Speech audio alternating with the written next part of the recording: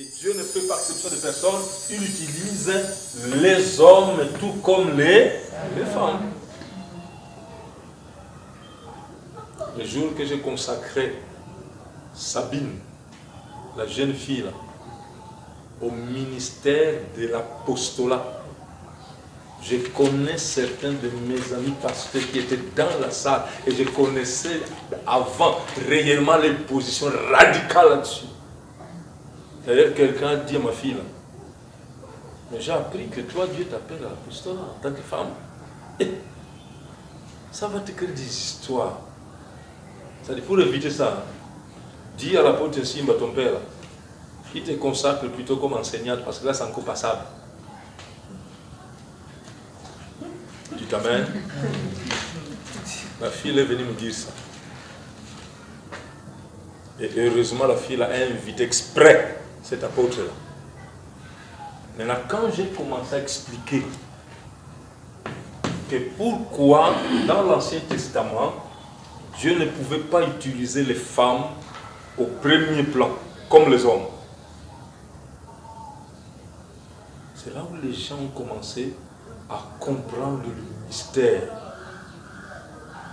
Dieu a besoin de tout le monde, la femme comme l'homme. Mais dans l'Ancien Testament, Dieu n'avait pas trop besoin de se servir de femmes. C'est comme si apparemment elles étaient un peu, je ne sais pas, c'est-à-dire étaient considérées, je ne sais pas, méprisées. Et pourtant, non. D'ailleurs, nous verrons la preuve dans la Bible qu'à un certain moment, Dieu a utilisé des femmes à la tête même de l'Israël. C'est pour dire que ce n'était pas une loi de Dieu. Ce n'était pas que Dieu était misogyne, je ne sais pas, ou alors sexiste. Non! C'est parce que Dieu avait donné un temps. Donc, dans l'Ancien Testament, on vivait la révélation, c'est-à-dire du mystère de... Non, on vivait la révélation, donc, du mystère biblique de la première ère. Et c'est ça qu'on appelle Israël. Mes amis, Israël, c'est un grand mystère devant Dieu. Donc, de la Genèse jusqu'à Malachie, on ne parlera que d'Israël. Il est le mystère de la première, le mystère biblique de la première ère. Et alors, dans ce mystère ici, dans cette dispensation ici, les femmes étaient comme réservées, les femmes étaient comme cachées, les femmes étaient comme méconnaissables. Et Dieu l'a fait exprès. Jacob épouse je ne sais pas combien de femmes, et il donne 12 garçons et une fille. Et on va méconnaître la fille là. On ne s'intéresse même pas à son histoire. Elle est là, bon. Il est vrai qu'elle est là. Et elle s'appelait qui? Dina.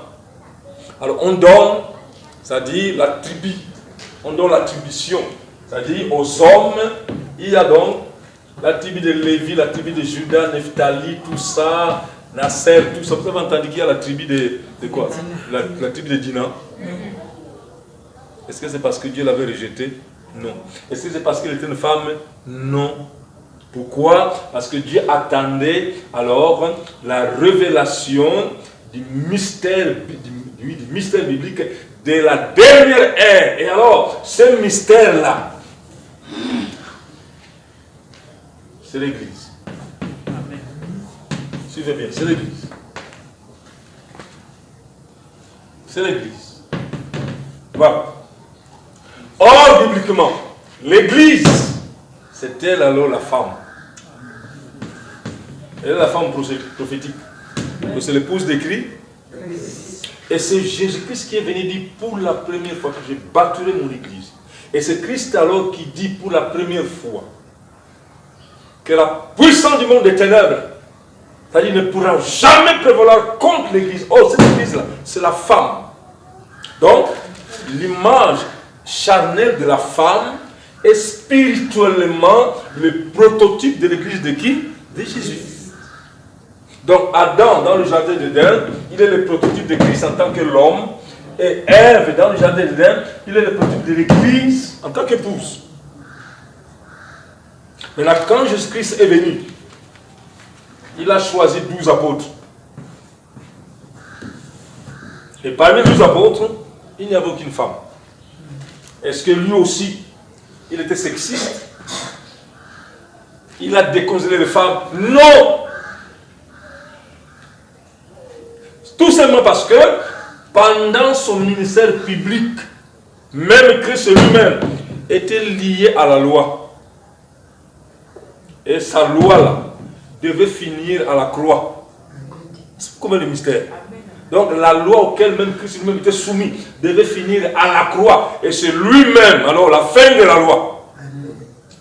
C'est pourquoi la croix, il a dit, tout est accompli. Alors même sur le plan du sacerdoce, tout était accompli parce qu'il n'y avait plus de barrières. Hommes ou femmes qui pouvaient accéder dans la gloire de Dieu.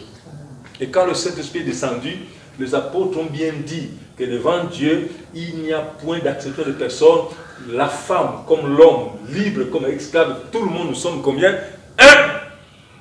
Et que la prophétie dans l'Ancien Testament avait déjà prédit, avait déjà prophétisé que dans le jour qui viendront, les filles comme les garçons, les hommes comme les femmes, le Saint-Esprit va les utiliser maintenant.